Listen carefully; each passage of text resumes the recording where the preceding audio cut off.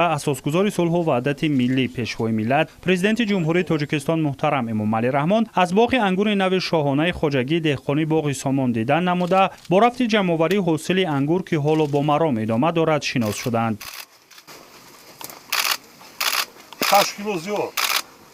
در خواجگی پرورش انگور نو شاهانه در مساحت بیش از 50 هکتار برآمده شده. این نوع انگور با آب و هوای منطقه مطابق است. از این رو خواجگی داران همه سال حاصل خوب به دست آورده محصولات را به بازارهای داخل و خارج به فروش میبرند. این نوع انگور با طعم و لذت و رنگ و شکل خود از دیگر نمود انگور تفاوت داشته. به اطلاع مسئولین از هر هکتار تاکزار خواجگی داران از 30 تا 35 تن انگور اعلی صفت به دست میآورند. باغ انگور نو شاهانه خواجگی دهقانی باغ سامان سال 2009 بنیاد شده.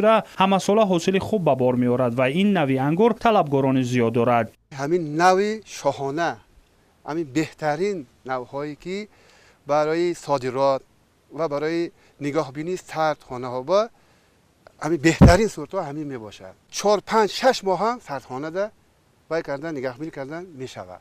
مزهش ای انگورای دیگر این سورت شاهانه خیلی بهترین است. برای همین طلبات جمهوری و صادرات به بسیار شدن. یک درخت به همین قوت زمین به نگاه کرده 120 کیلو تا 150 160 کیلو هم حاصل نقد گرفته می شود.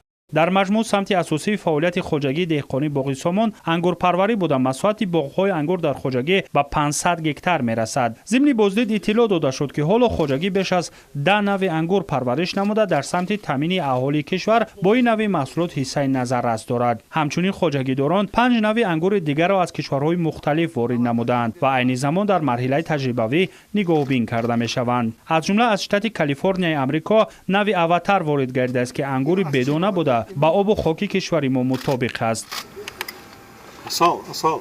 کشاورزان به پیشوای معظم ملت اطلاع دادند که در صورت با موفقیت انجام یافتن مرحله تجربوی از حساب نوهای نو میتوان میدان تاکزار را وسع و حجم استحصالات را افزایش داد. پرزیدنت مملکت محترم امامعلی رحمان دستور دادند که نگاهبین و رفت آموزش این نوع انگور با نظر داشت تمام معیارهای اگراری و جلب متخصصان صاحب تجربه عملی کرده شود. قابل ذکر است که خواجگی دهقانی باغ سامان با تشبث و دستگیری به واسطه پیشوای ملت محترم امامعلی رحمان سال 2008 تشکیل یافته. عین زمان 1100 نفر سهامدار دارد و سرور دولت ضمن سفرهای کاری به شهر ترسونزاده شخصا از وضع نشونمای تاکزارهای خواجگی و رفت جمع‌آوری حاصل با خبر می‌گردند. برای ما بسیار خرسنده است که به خواجگی ما پیشوای ملت جناب عالی تشریف آوردند. امسال من سال انگور آمد، حاصل بسیار ناز، زیاد از 50% ما با صادرات روان کرده استادیم. سالهای آخر ما انگور با نام نوی پرزیدنت از آورده وای کردیم.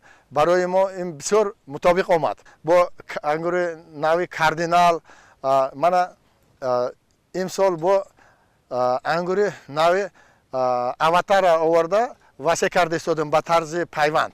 باغ سامان از کلانترین خواجگی‌های انگور پرور مملکت به شمار رفته. سهامداران آن تجربه بای نگاهبینی تاک و انگور پروری دارند. سهم خواجگی در تامین اهالی محلی با جای کار نظررس بوده. خصوصا در موسم جمع‌آوری حاصل تا 3000 نفر با جای کار و معاش خوب تامین می‌گردند. عین زمان در زمین‌های خواجگی انگورهای نوی حسینی سیاه و سفید، غلبه، شاهانه، پیشپزک، کشمش سیاه و سفید، پرزیدنت که اساساً نوهای محلی به شمار می‌روند پرورش کرده می‌شود. طبق نشاندادهای امسال نسبت به سال‌های قبلی تاکزار حاصل بیشتر دارد. با در نظر داشت طلبات خواجگی امسال برای صادرات از حساب حاصل تاکزار مویز سیاه آماده کرده الکی بیش از 1000 تن به دیگر دولت‌ها صادرات نموده است. انگور استحصال گردیده در خواجگی در برابر تامین بازار داخلی همچنین به فدراسیون روسیه و جمهوری‌های قزاقستان و پاکستان صادرات کرده می شود. همه ساله از نصف بیشتر محصولات جمع آورده شده به دیگر کشورها صادرات می گردد. پرزیدنت جمهوری تاجیکستان محترم امامعلی رحمان مسئولین را وظیفه‌دار نمودند که حاصل پربار تاکزارها را با نظر داشت تمام معیارها سری وقت جمع‌آوری نموده در برابر فروش همچنین ذخیره‌سازی آن را در سردخانه‌ها خوب برآمونند